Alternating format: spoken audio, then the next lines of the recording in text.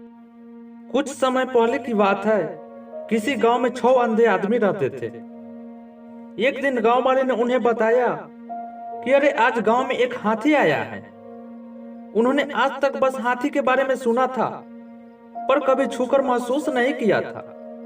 तभी उन्होंने निश्चय किया कि भले ही हम सब हाथी को देख नहीं सकते हैं, पर आज हम सब चलकर उसे महसूस तो कर सकते हैं ना। और फिर वो सब उस जगह की तरफ बढ़ चले जहां हाथी आया हुआ था। सभी ने हाथी को बारी बारी से छूना शुरू किया। पहले व्यक्ति ने पैर छूते हुए कहा, मैं समझ गया, हाथी एक खंभे की तरह होता है। दूसरे व्यक्ति ने पूंछ पकड़ते हुए कहा, अरे नहीं, हाथी तो एक रस्सी की तरह होता है। तीसरे व्यक्ति ने सुर पकड़ते हुए कहा, मैं बताता हूँ, ये तो पेड़ की तने जैसा होता है। और चौथे व्यक्ति ने कान छूते हुए सभी को समझाया, तुम लोग क्या बात कर रहे हो, हाथी एक बड़े हाथ के पंखे की तरह होता है।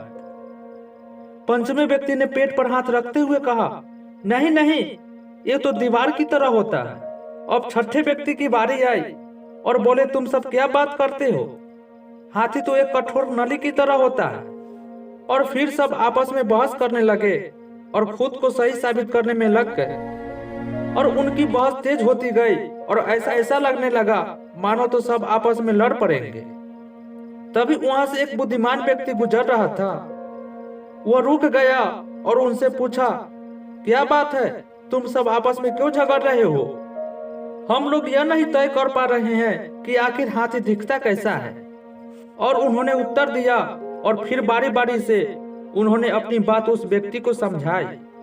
तो बुद्धिमान व्यक्ति ने सभी की बात शांति से सुनी और बोले, तुम सब अपनी अपनी जगह पर सही हो, क्योंकि तुम सब ने हाथी के अलग अलग भाग छुए थे।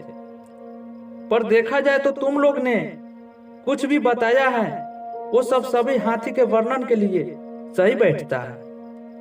अच्छा, ऐसा बात है, सभी ने एक साथ उत्तर दिया और उसके बाद कोई विवाद नहीं हुआ। और फिर सब खुश हो गए कि वो सब सच कर रहे थे। दोस्तों, कई बार ऐसा होता है कि हम सब अपनी बात को लेकर अड़ जाते हैं कि हम ही सही हैं और बाकी सब गलत है।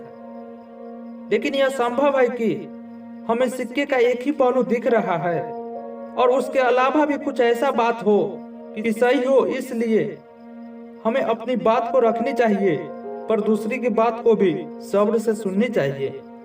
और कभी भी बेकार की बहस में नहीं पड़ना चाहिए, क्योंकि वेदों में भी कहा गया है कि एक सत्य को कई तरीकों से बताया जा सकता है। तो जब भी अगली बार आप ऐसा किसी बहस में पड़े तो याद कर लेना कि कहीं ऐसा तो नहीं है कि आपके हाथ में सिर्फ पूंछ है और बाकी